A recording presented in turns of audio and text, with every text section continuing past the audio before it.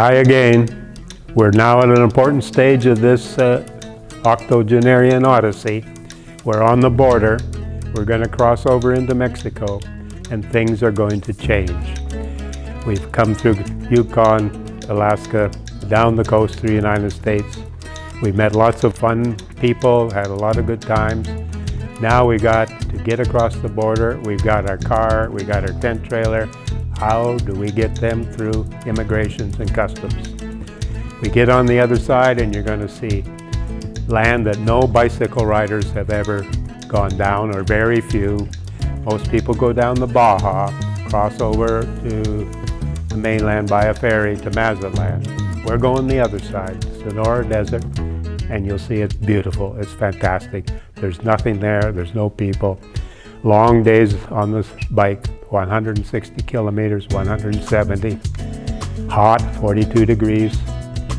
And then we're down into the beach areas of Guaymas, Mazatlán, and finally into Puerto Vallarta, where we're going to celebrate the Canadian Thanksgiving.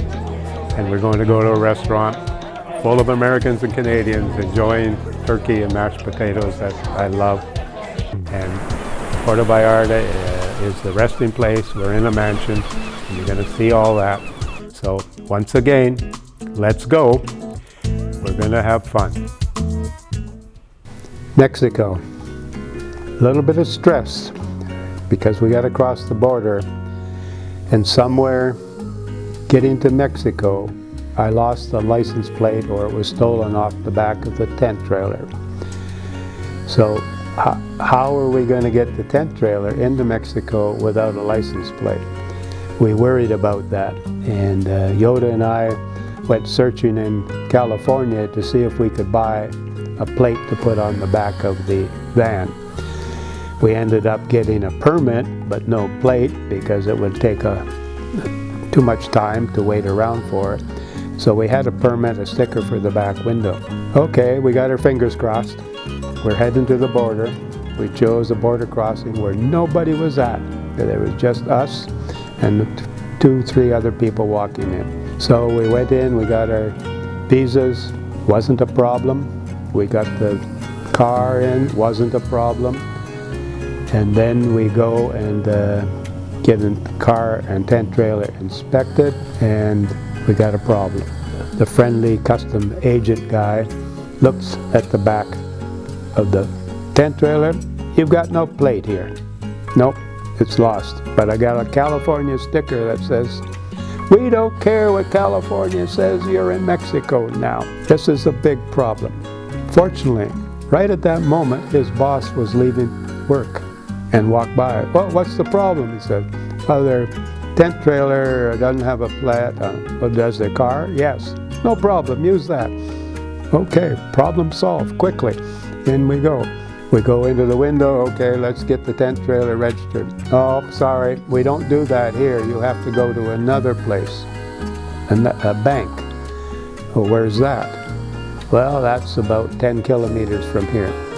Oh, so off we go, only to find that we crossed the border on Mexico Independence Day. The place is bumper to bumper with people with flags and parades and bands, and we're not making progress at all. So there's no way we're going to get this permit today. That means we're going to be delayed a day. Fortunately, there's nothing on the calendar that we have to worry about, such as birthday parties or airplane flights. So we do get to the place. We meet Joanna for the first time, who's flown into Tijuana and now part of the team, and our driver as well, Spanish speaking. So Joanna and I, the next morning, we head off to the bank. We get them to inspect the tent trailer, make sure that it's only for sleeping. They make us put it up and take it down, and we get our permit for the tent trailer, and we're off half a day late across northern Mexico. Northern Mexico route that I've chosen is totally different than what the bike packers and other cyclists and motorcycle drivers even take getting down to Alaska or Panama. They go down the Baja Peninsula, take a ferry, overnight ferry over to Mazatlán. Part of the reason for this is on this route that we're taking is the Sonoran Desert. There's nobody there. no towns, it's hot. And we're also heading through Cartel country, through Sonora and Sinaloa states, where they're famous for their cartel problems.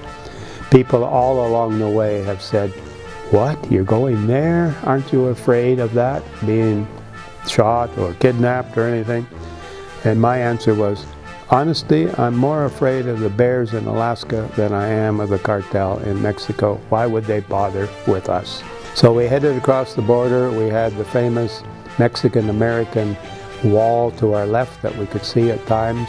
Spectacular roads, but rocks, mountains and mountains of rocks. A statue of a condor was along the way. We stopped and took pictures of that. We came across a huge white horse that was on the banks of a big canyon. What's all that about?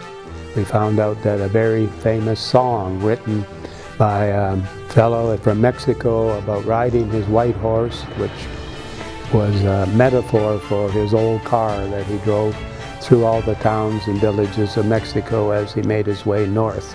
We stopped and had a look at that, found out about the song, and then we proceeded along to a marvelous campground full of trees, swimming pools, and things like that, which was quite a surprise, in a city called Tecate.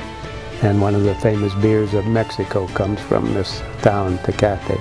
The next day was a dangerous day. We faced some traffic problems. I like to ride on the free roads, the non-toll roads, not the super highways, mainly because it takes us through towns and villages, and I can experience Mexico to a closer extent than if you're on a freeway. The first thing that happened is some guy came roaring up behind us, cut in front of us, very close.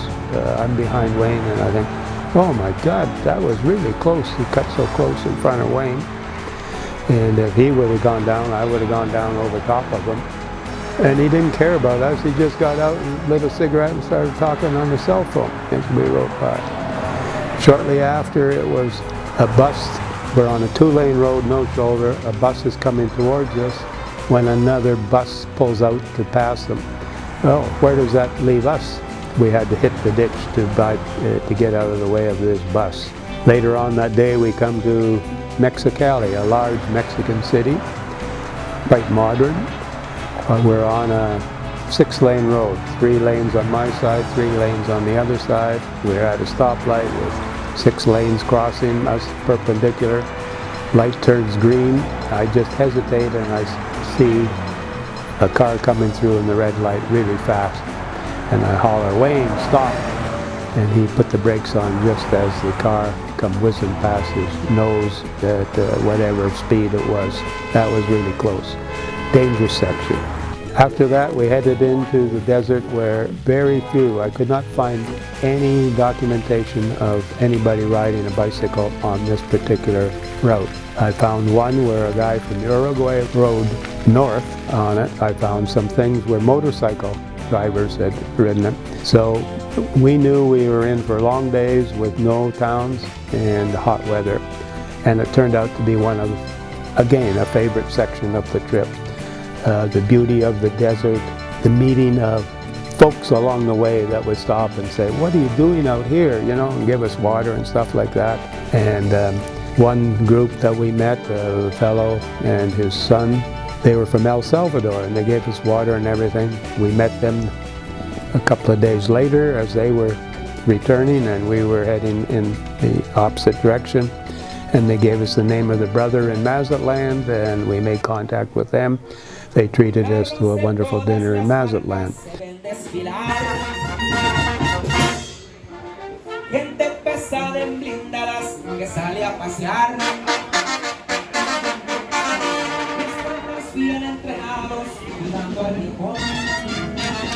The other thing that we encountered along this section was police. And if you read the news and you follow everything that's reported, nothing good is said about Mexican police.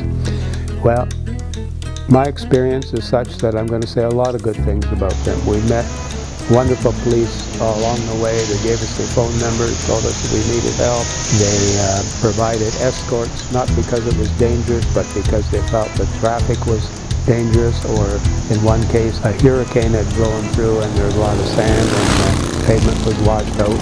They escorted us, they provided us lunch.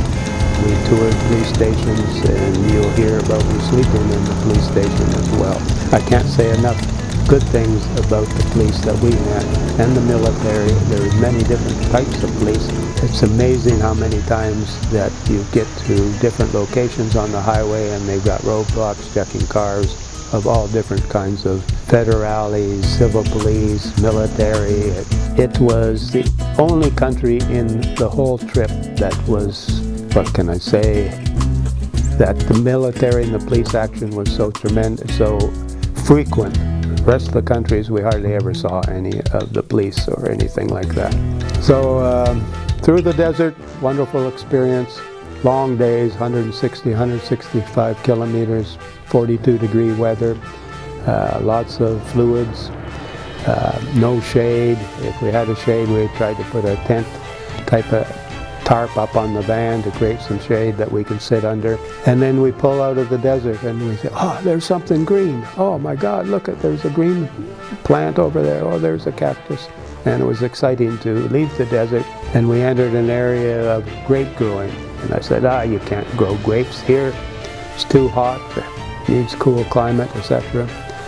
And lo and behold, they were for raisins. It was the perfect place to grow grapes and then dry them and make raisins. And we progressed then down the coast through the tourist areas of Guaymas, Mazatlán, and into Bucerias, which is just outside of Puerto Vallarta. And there we had the wonderful time of Gloria coming in to meet us in Puerto Vallarta and spend the 3 nights with us.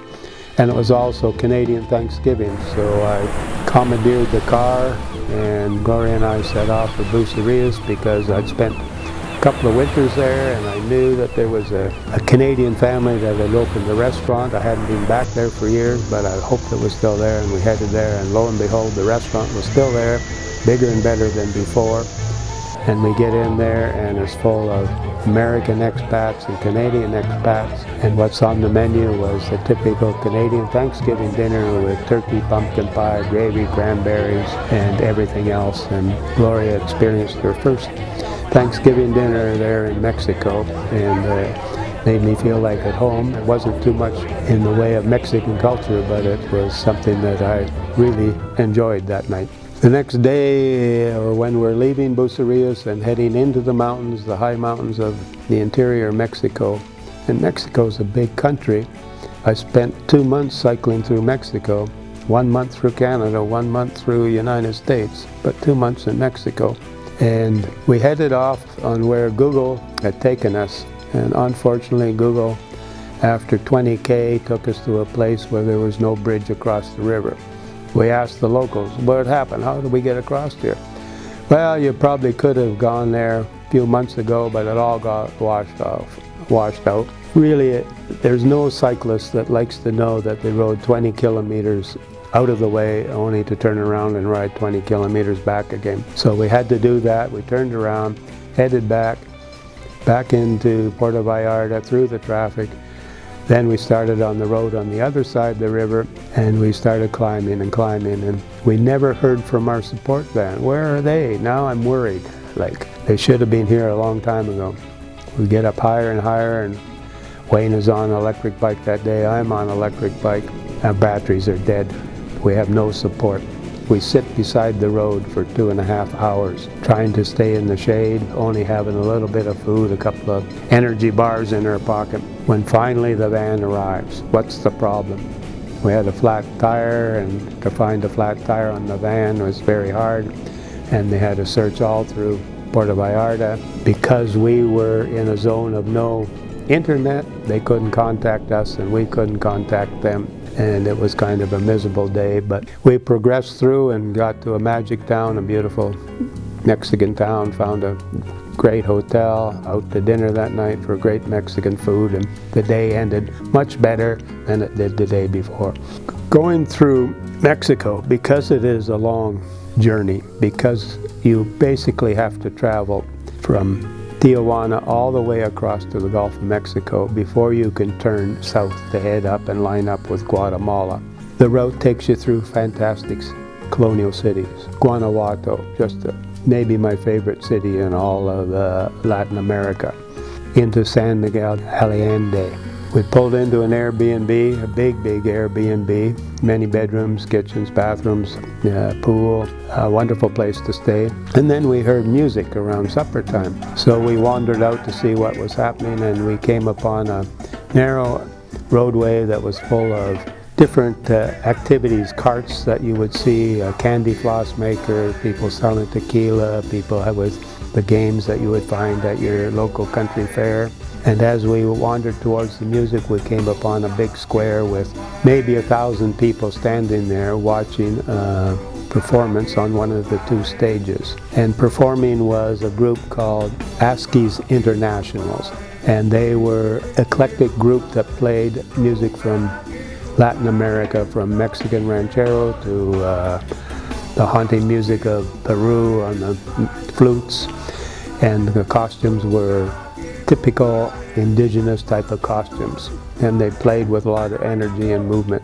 Well, Kyle, being an ex-stage manager of a rapper that toured South America and all that, he knew about life on the stage. Joanna, speaking Spanish and also not afraid to talk to people and ask for things, they got talking to the stage manager up on the stage, and Kyle made a deal where he could make a video for them. He would fly his video over the crowd.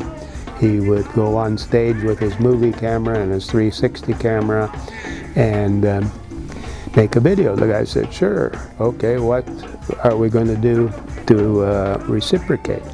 Well, your group can come up and sit on the stage with the people, and we can introduce Bob as this Octogenarian Odyssey, 80-year-old guy riding his bicycle. So I didn't know that. Next thing, I was being hauled up on the stage when they come out for their second performance. I felt like a fool. Here I'm sitting on the stage in front of 1,000 people who probably don't have a clue what's happening. Why are these people up there? And then they expect me to be moving with the rhythm of the band and things like that. And it was an embarrassing situation, to say the least, especially when the female performer came over and told me I had to get up and dance with her again. Left-footed Bob stumbling around on the stage. Kyle is working his cameras, the drone is flying around, and then it ends and the leader of the band starts talking about me and why we're on the stage, and then it's like, Bob, come over and say a few words to the crowd. What? 1,000 people? I don't speak Spanish, but okay. So I go over there and I said, in my Spanish, I started off with Lo siento, amigos, and then he said, no, you speak English. Oh, okay, and then I really couldn't think of much to say. So it was Viva Mexico Caperones, which if you ask Google to translate it, it's long live Mexico, you bastards. And it was a rallying cry, I think, through Mexico, through the various wars and things, and the crowd went wild and appreciated that, and then that was my speech to them, 3 words. And then I went back, and then I was presented with a jade bracelet from the leader of the band, and then the performance was over, and we left the stage, standing around while Kyle getting his gear, and people started coming up and wishing us a good night and saying good night to us as if I was some superstar, super rock band star or something. And it was an incredible night. Probably ended around 1 o'clock with free tequila for us to drink in the stands. So a good night, and it was a good way to end that particular stage. And we're looking forward to getting on with the next Day of the Dead in Oaxaca.